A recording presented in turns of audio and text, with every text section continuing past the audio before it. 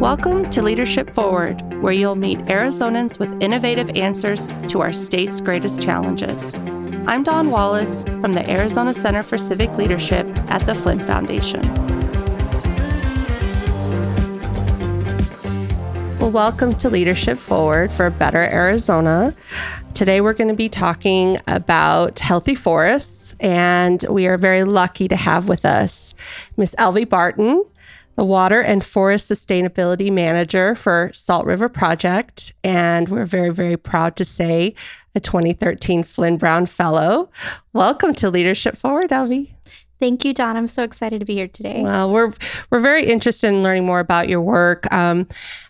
More than ever, Arizonans are truly concerned about our water issues in Arizona, our access to quality of water, quantity of water, certainly with our growth in economic development, whether we can sustain more individuals immigrating into Arizona, more businesses coming to Arizona. And there's a lot of work being done around water policy. But what I think is unique about your work and the Healthy Forest Initiative is that it approaches the issue of our concerns about water from a really environmental focus. And I think our audience and other Flinn-Brown Fellows would love to hear more about it. I will say that you come every year to Academy and you put on an incredible panel of your partners in this work, and it's always very well received. Most people don't think about our strategies towards our water issues coming from the issue or the perspective of people who are interested in making our forests more healthy and more livable and more open to recreation and development. So before we begin, I just want to contextualize. Can you tell us in Arizona, how much of our state is forest? Well, thank you, Dawn, for the question. So from the Salt River Project's perspective, which is, the position that I'm in now, we operate off of 8.3 million acres across 3 watersheds, and primarily the Salt and the Verde watersheds, which run essentially from, the town of Williams all the way over to the New Mexico border. And how are they managed? Who are the entities and organizations working together collectively on the forest lands? So for those watersheds, primarily it is under federal jurisdiction, so either the Bureau of Land Management or the U.S. Forest Service, but there is also a significant amount of tribal land as well, primarily the White Mountain Apache tribes lands. But there are patches of state trust lands also included in there, and then also private lands. So from your perspective, how do you evaluate what are the elements of a healthy forest? So elements of a healthy forest means you want a forest structure. I mean, you want trees that are from various stages of life. So you want some of those small trees, some of those medium and larger trees, but you also want dead trees because those is part of the life cycle. You want to see a lot of forbs and bushes and grasses underneath.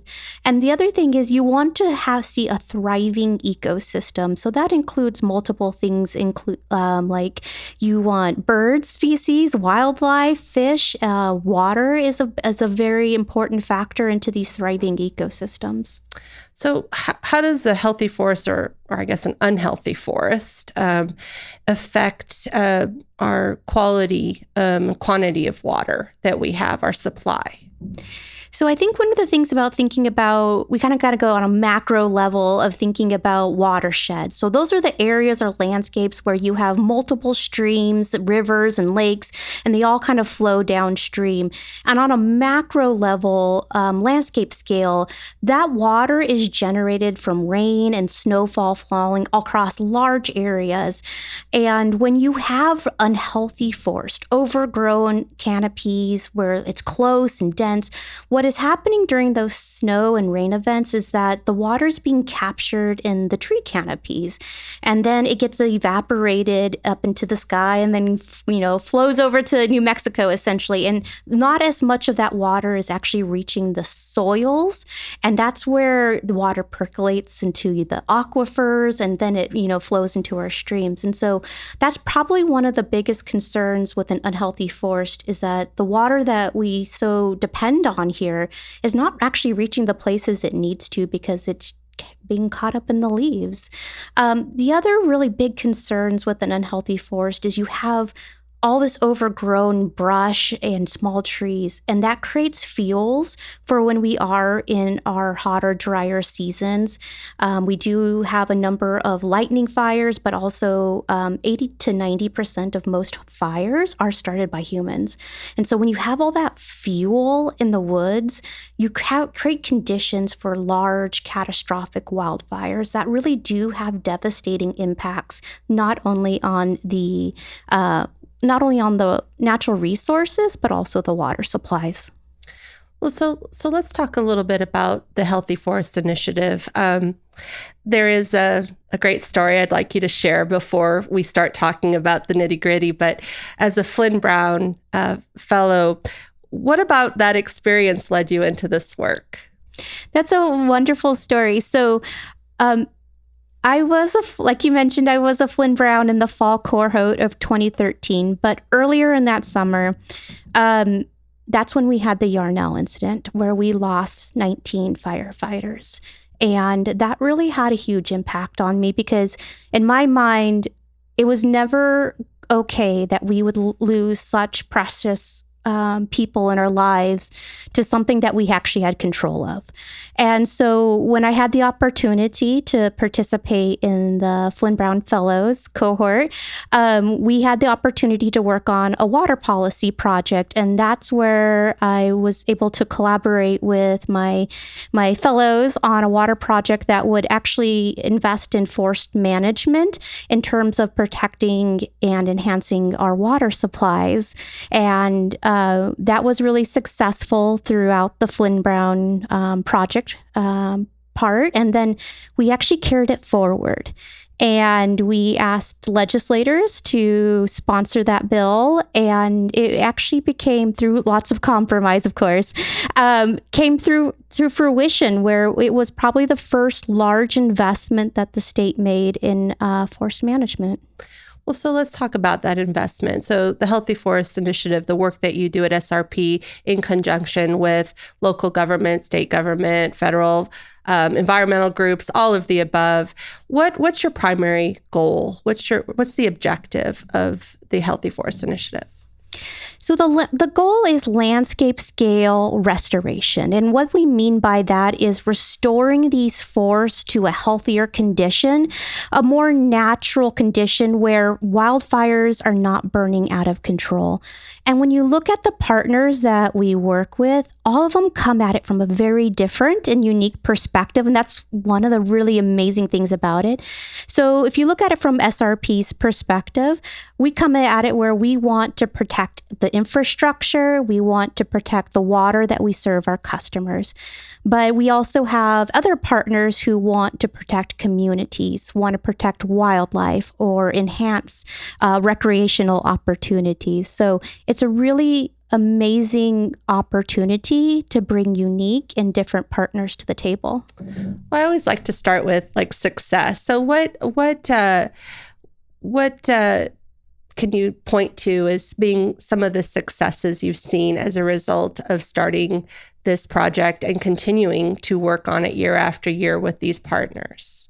So I would say some of the unique successes that we have seen, I would start at the state level, is that we have seen over the last 5 years some of the largest and most significant state investments in state and forest management. Millions, tens of millions of dollars being filtered into the resources, the staffing resources, and also projects on the ground. And that is a huge step forward and very I'm very proud to be a part of that. I would say the other really big success is working with the federal agencies on long-term, large-scale agreements. So right now we have 2 large-term memorandum of understandings to help thin 76,000 acres over the next 10 years. And that is the largest implementation MOUs that have ever been in place for Arizona. And so I think that's a really exciting pathway for us. And as you've been working towards that goal, what are some of the challenges that you're facing, and are they fixable? I would say they are definitely fixable. And I would point to the fact that not only the state's investment in forest restoration, but also the investments that we saw come through the infrastructure bill and also the Inflation Reduction Act. There are billions of dollars available at the federal level to invest in these restoration projects. So that was a huge barrier to restoration, but now that is something that, we're actually seeing the fruits of our labor of trying to, get more money towards these projects. But I would say the next large challenge is actually industry, because you could have all the partners and all the stakeholder support and all the money available for these projects. But if you don't have the industry available to do the work, it's never going to get done. And in Arizona, we have a very limited forest products industry. We have very limited infrastructure in that area. And there's a lot of challenges with building that industry up. And so I would say that's probably our biggest challenge. So what's an example of an industry that Arizona doesn't have, but could with some economic development or some strategic partnerships? Yeah, I've always thought that there was an amazing opportunity for new industry in the mass timber. So mass timber can be built out of a number of different types of products, but essentially it takes small diameter timber type trees, and you can create different types of products like oriented strand board products.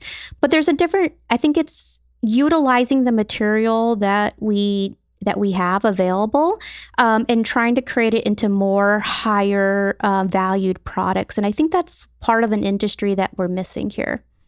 So, when you mention industry, is that sort of also reliant on technological advancement that we haven't yet seen or is coming down the pipeline? I mean, what are some maybe some ongoing research and development ideas around building industry so that we can get that industry influence? Yeah, I think that honestly, wood engineering, I mean, it sounds a little bit nerdy, but wood engineering is actually like a really interesting field where they're learning how to develop these new products out of these low-grade materials and how to piece all this stuff together, like this little tiny stuff together, and build these high quality type products. And it's really fascinating where this industry is heading. But I think one of the largest challenges is not necessarily the technology side, but it's literally the funding that is necessary to invest in the upfront capital investments. I think that is probably one of the biggest struggles in terms of really getting this industry off the ground. So venture capitalists aren't looking for wood engineers. They're looking for tech engineers. But, you make a great case. I mean, it is dependent. If everything is sort of linear, right? We need healthy forests for water, for development, for business. I mean, it would seem to me like that's a cycle that needs to be paid attention to in R&D circles, right? How do we address this issue of healthy forests, i.e. our water supply, in a way that can serve economic development and also serve the environment? It's a 1 + 1 = 2, right? So yeah. Can you talk a little bit about sort of you mentioned that this is a historic time in terms of funding for forest management. Why do you think that's become so important from policymakers, everybody from the executive branch to the state legislature to the federal government? What do you think is been the trigger for that? Well, one of the really fascinating things about forest health and forest restoration is that it kind of transcends all normal boundaries in terms of allies and opposition. Whether you're progressive or conservative or urban or rural, everybody agrees that we have a big problem on our hands and that we have to come together for a solution. And so that creates a really great opportunity for people to coalesce and to really leverage their political capital, essentially, to bring resources to the table. And I think that what's what we have seen over the last 2 to 3 years is people have finally gotten to the point of like, this is not okay anymore. And we really have to put a ton of resources into this in order to make a big difference.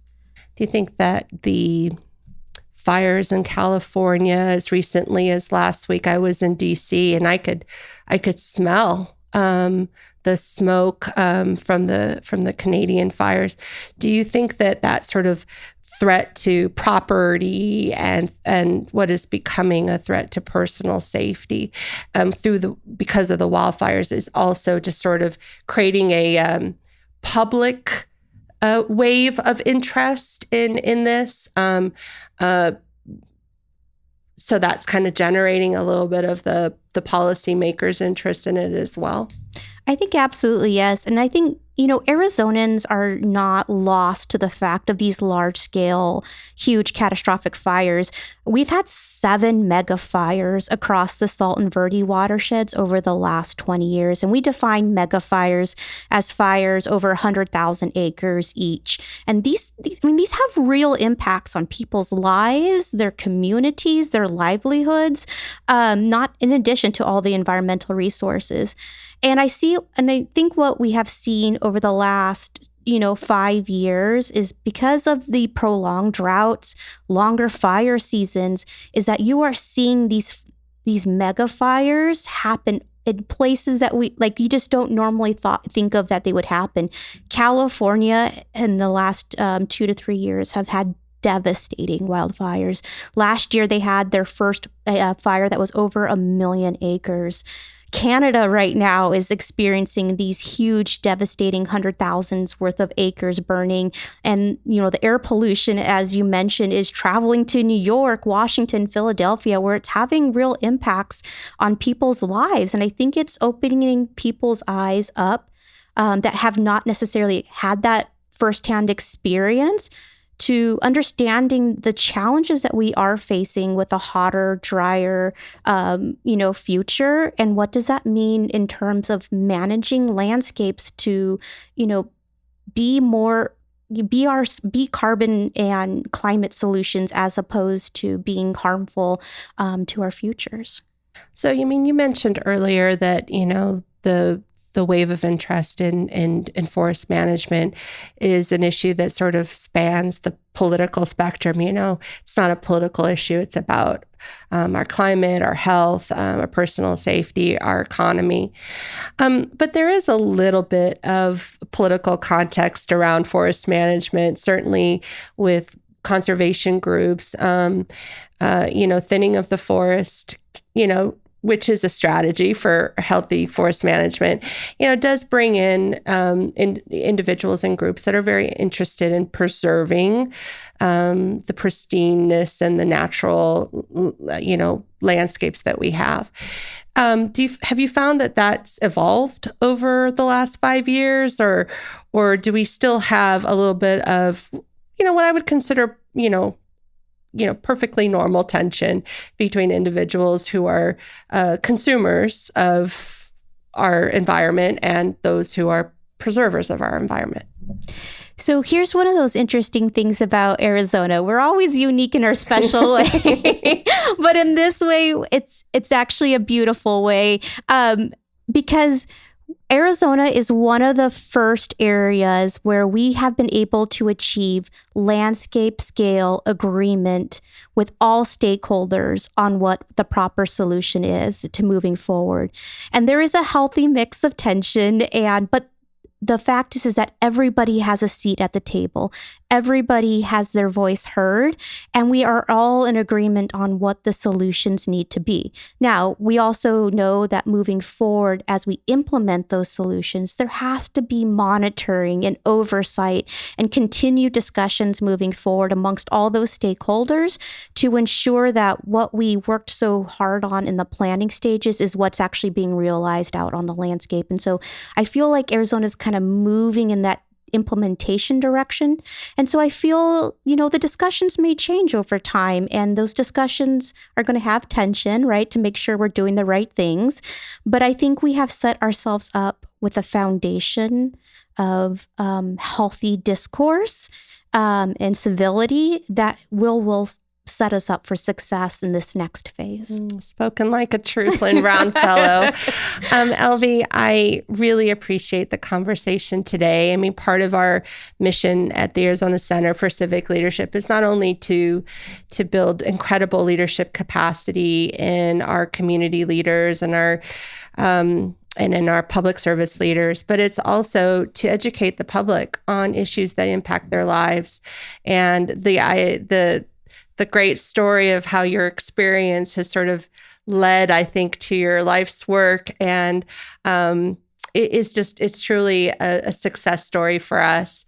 And I should also say that you're one of my favorite people. Thank you.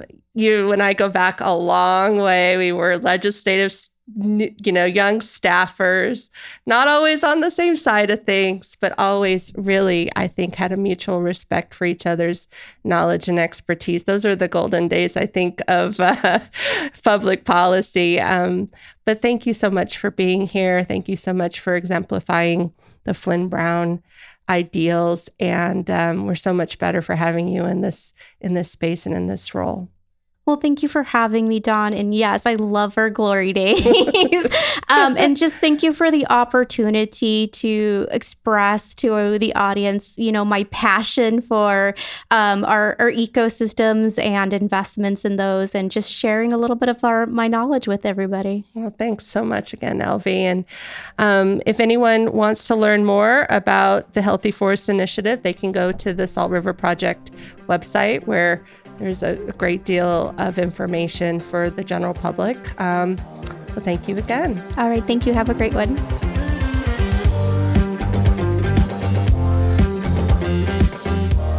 That wraps up this episode of Leadership Forward. You can find out more about the work of the Arizona Center for Civic Leadership at our website, azcivicleadership.org.